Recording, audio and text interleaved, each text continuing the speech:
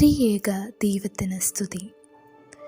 നോമ്പിൻ്റെ 16-ാം ദിവസം തിരുവചന ധ്യാനത്തിനായി തിരഞ്ഞെടുത്തിരിക്കുന്ന വേദഭാഗം വിശുദ്ധ മത്തായി എഴുതിയ സുവിശേഷം 15-ാം അധ്യായം 16 മുതൽ 20 വരെയുള്ള വാക്യങ്ങൾ.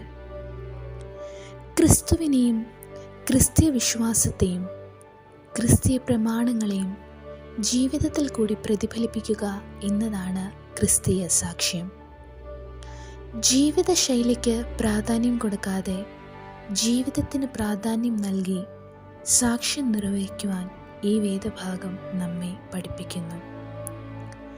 നിലനിൽക്കുന്ന ആചാരങ്ങളും അനുഷ്ഠാനങ്ങളും ദൈവവചനത്തെ ദുർബലമാക്കുന്നു.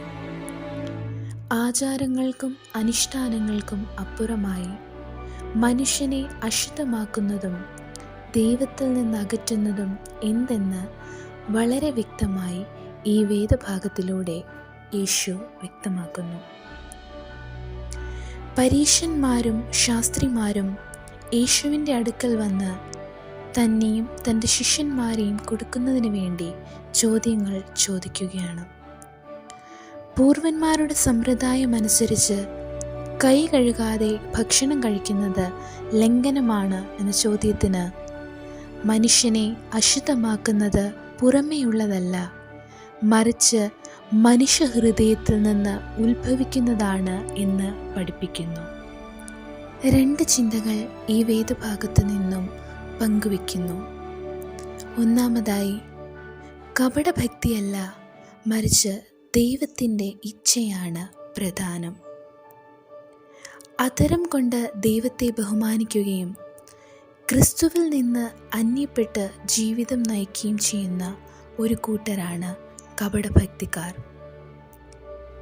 ആഴത്തിൽ വേരൂന്നാത്ത വൃക്ഷം കാറ്റിലുലഞ്ഞ് നിലം പൊത്തുന്നത് പോലെയാണ് കപടഭക്തിക്കാരുടെ ജീവിതം. എന്നാൽ വചനമാകുന്ന ക്രിസ്തുവിൽ അടിസ്ഥാനപ്പെട്ട് ആഴത്തിൽ വേരൂന്നി വളർന്നാൽ അവൻ നമ്മുടെ പ്രതിസന്ധികളിൽ, പ്രയാസഘട്ടങ്ങളിൽ നമ്മെ കരുതിക്കൊള്ളും. രണ്ടാമതായി, ജീവിത വിശുദ്ധി. പലപ്പോഴും നമ്മുടെ ഹൃദയത്തിലെ ദുർവിചാരങ്ങൾ നമ്മെ അശുദ്ധിയിലേക്ക് നയിക്കുന്നു.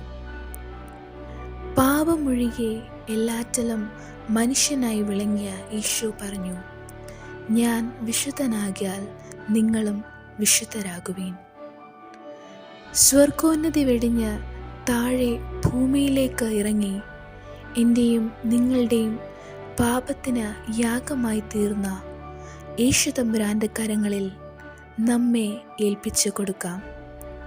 ജീവിത വിശുദ്ധിയോടെ മറ്റുള്ളവരെ കരുതിയും സ്നേഹിച്ചും ഈ നോമ്പുകാലം ക്രിസ്തുവിനോട് ചേർന്ന് ജീവിക്കുവാൻ നമുക്ക് ഓരോരുത്തർക്കും ഇടയാകട്ടെ. നമുക്ക് പ്രാർത്ഥിക്കാം. ദൈവമായ കർത്താവേ, ഈ നോമ്പുകാലം ദൈവിക ഹിതം എന്തെന്ന് തിരിച്ചറിഞ്ഞുകൊണ്ട് ജീവിത വിശുദ്ധിയോടുകൂടെ ഞങ്ങളുടെ ജീവിതത്തെ ക്രമീകരിക്കുവാനും രൂപാന്തരത്തിൻ്റെ അനുഭവക്കാരായി തീരുവാനും ഞങ്ങളെ അവിടുന്ന് ഒരുക്കണമേ. ആമേൻ.